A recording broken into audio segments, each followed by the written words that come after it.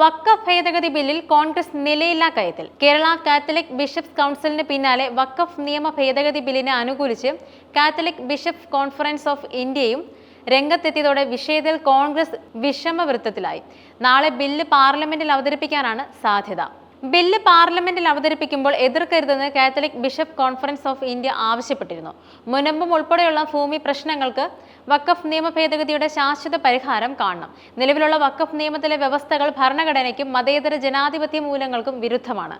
മുനമ്പത്തെ 600-ലധികം കുടുംബങ്ങളുടെ വസതികൾ വഖഫ് ഭൂമിയായി പ്രഖ്യാപിക്കുന്നതിന് വഖഫ് ബോർഡ് ഈ വ്യവസ്ഥകൾ ഉപയോഗപ്പെടുത്തിയെന്നും CBCI വാർത്താക്കുറിപ്പിൽ പറയുന്നുണ്ട്. വഖഫ് നിയമ ഭേദഗതി ബിൽ എതിർക്കപ്പെടേണ്ടതല്ലെന്ന നിലപാടാണ് CBCI മുന്നോട്ട് വച്ചിരിക്കുന്നത്.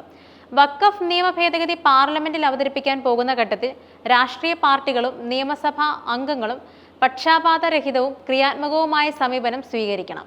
നിയമപരമായ ഭേദഗതിയിലൂടെ മാത്രമേ ശാശ്വതമായ ഒരു പരിഹാരം ഉണ്ടാകൂ. ഇത് ജനപ്രതിനിധികൾ തിരിച്ചറിയണം.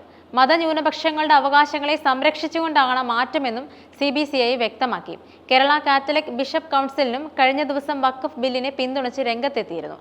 ജനപ്രതിനിധികൾ മുനമ്പത്തെ ജനങ്ങളുടെ ന്യായമായ അവകാശങ്ങൾക്കായി വോട്ട് ചെയ്യണമെന്നും KCBC പ്രസിഡന്റ് കർദിനാൾ ബസേലിയോസ് ക്ലീമിസ് കത്തോലിക്ക ബാവ ആവശ്യപ്പെട്ടിരുന്നു. ഇതിനെ പിന്തുണച്ച് കേന്ദ്ര പാർലമെന്ററി കാര്യമന്ത്രി കിരൺ റിജിജുവും കേന്ദ്ര ധനമന്ത്രി നിർമ്മല സീതാരാമനും അടക്കം രംഗത്തെത്തുകയും ചെയ്തിരുന്നു. വഖഫ് ബില്ലിനെതിരെ ചിലർ വ്യാജ പ്രചരണം നടത്തുന്നതായി കിരൺ റിജിജു ഇന്നലെ വാർത്താ സമ്മേളനത്തിൽ പറഞ്ഞു. ബലമായി ബന്ധപ്പെട്ട് നുണകൾ പ്രചരിപ്പിക്കരുത്. ന്യൂനപക്ഷ വിരുദ്ധമായ ഒന്നും ബില്ലിലില്ല.